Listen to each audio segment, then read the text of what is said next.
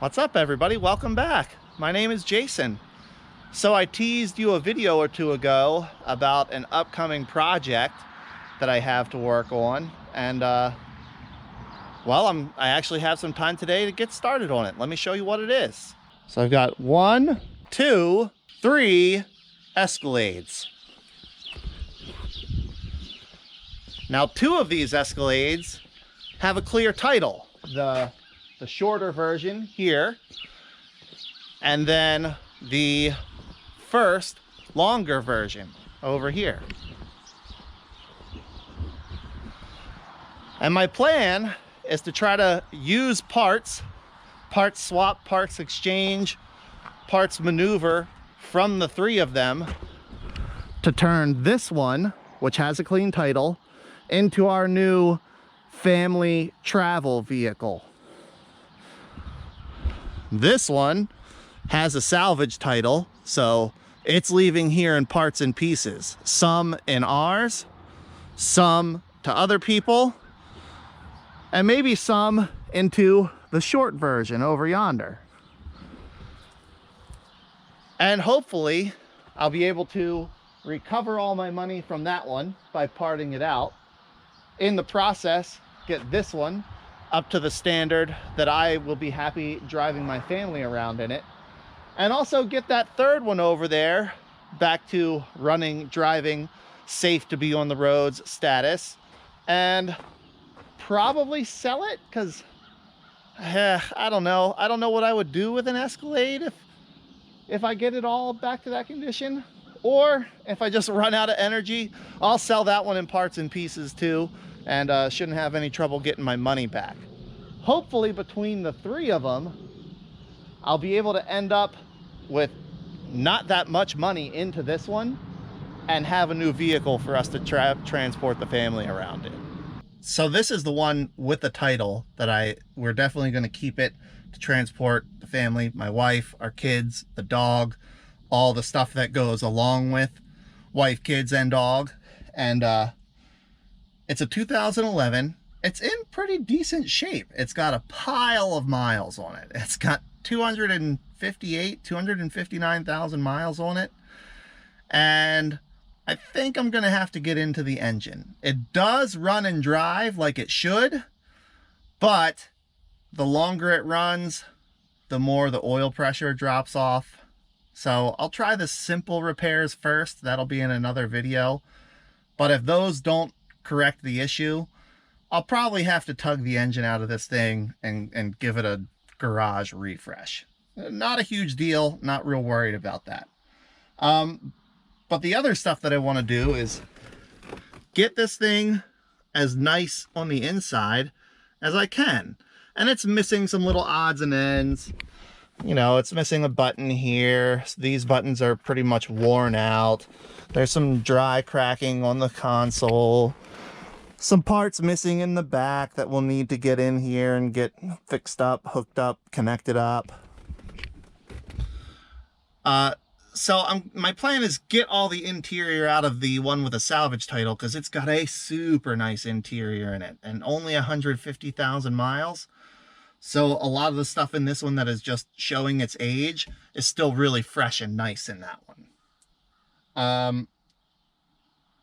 And I guess probably some of you are saying, why an Escalade, Jason? There's so much less expensive options than an Escalade.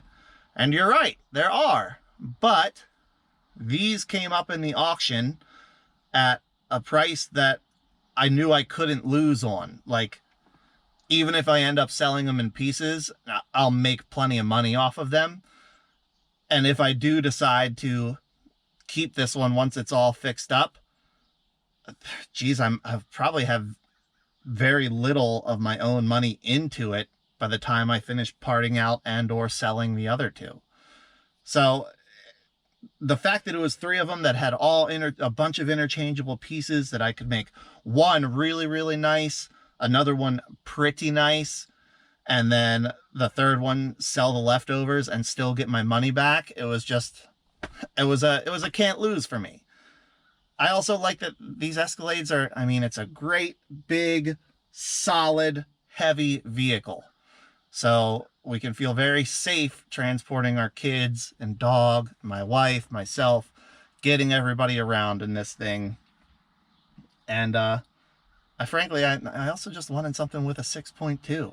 I think they're really cool engines, and I wanted something that had one. So, ta-da! So I've got a little time today. The first thing I want to do is, this door is all crinkled up. It's got a big crease down here. It's got a big crease over here. I'm not quite sure how they did that, but I want to get a straight door on this thing. And this one has a nice straight door. The paint needs a little help,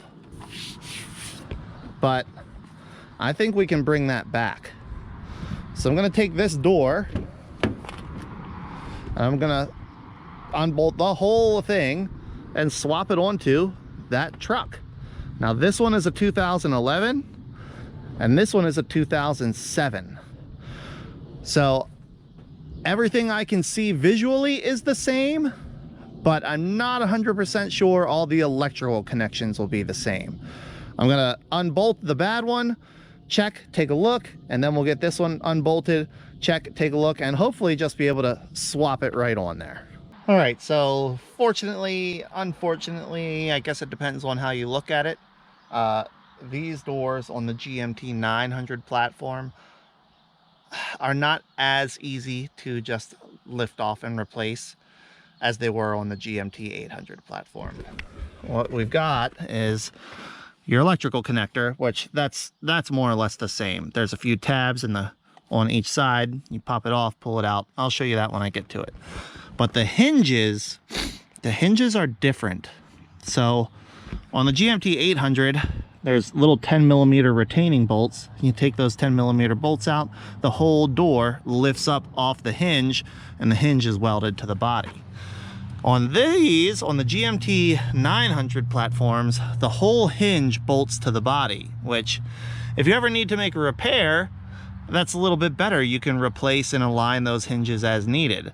But when it comes to replacing a door, it's not quite as easy to just lift your old one up and off, lift your new one up and down, and it's there.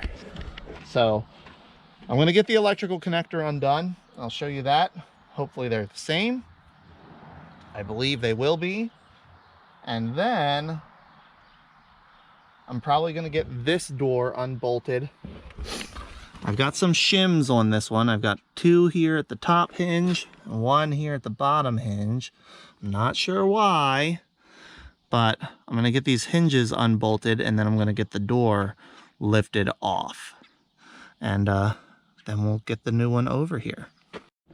All right, so the little electrical connector here, it's got the 4 little locking ears and what would be the corners if it were a rectangle, and then just a little plug to unplug. Maybe. Can I do it one-handed? That's a, yeah, there we go. So our electrical's undone. Now I'll get all these 13mm bolts, 2 in the top hinge, 2 in the bottom hinge, and then hopefully be able to just pull the door out away from the truck. I'm gonna do this with the door shut. I'll take out this bolt here, the inside bolt, and the inside bolt, shut the door so that the latch will help hold the door in place while I finish getting the other 2 bolts out. All right, so I got these rearward bolts pulled out. You can see shims here, right? I've got the door shut and latched. So now, if this goes the way I think it will, I'll take the bottom bolt out first, and then the top bolt while I hold onto the door. I should be able to just take the door over to the soft grass without busting it up anymore, hopefully. I'm curious how the new door will line up. Am I going to need these shims? Like, has something happened? Or are the hinges just worn out? Like, what's going on here? Ta-da! That plan actually worked really well. It went exactly how I hoped it would. So now I'll just repeat for the door on that one. getting it off and then put it onto this truck. All right, good news, bad news. Good news is door went right on. It took a little finagling to get it lined up, but now it's on there. I'm happy with the gap to the front door, and I'm happy with the gap at the body line. And it opens and closes super nicely.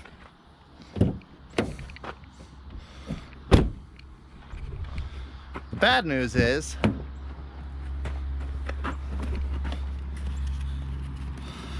the electrical connector is different, and it got stuck on me. Come on. Anyway, this connector is different, so I'm gonna have to take the door panel off, and I'll take the panel off that door, and then I'll just switch it over. I'll just pull the whole harness out of this door, swap it into this door. Not a huge deal, not a big problem. Probably take me a few minutes. So I'll get that door mounted up onto the other Suburban just to make it easier to access, and then get the door panels off and swap the harnesses over. Hopefully all the connectors inside the door are the same, and I don't need to swap regulators or lock actuators or anything like that. But we'll see once I get to that point, I guess. I'll get going on that. All right, so it's like 30 minutes later. This was a little more challenging than expected. I've got the harness out of the door. This is the harness that has the wrong connector.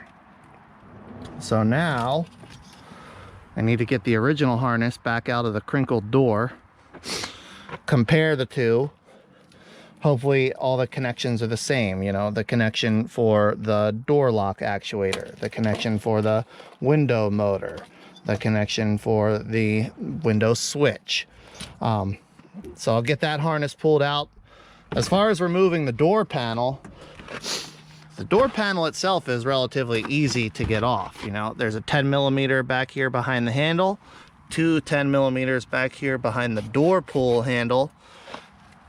You take off the little lock, and then all you gotta do is pop the bottom out. It's held in place with a bunch of snap clips, and then lift it up, and it comes right off, okay? That part, not super difficult. The little cable actuator for the door latch is just it's a cable end. You just undo the connector and then twist it, and it comes.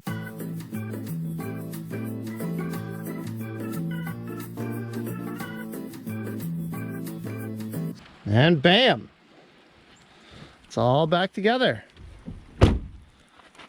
Ta-da! I think it looks pretty good.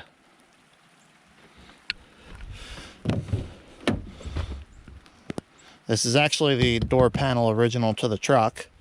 And what I wound up doing is, since the harness was different, I just took everything. The window regulators were the same, so I didn't mess with the window regulator, but the speaker, the switch, the lock actuator, all that stuff was different. So I just took everything out of the original door, swapped it back into this door. So everything should be good. Now we've got a much straighter, nicer looking door. It lines up well, it closes well.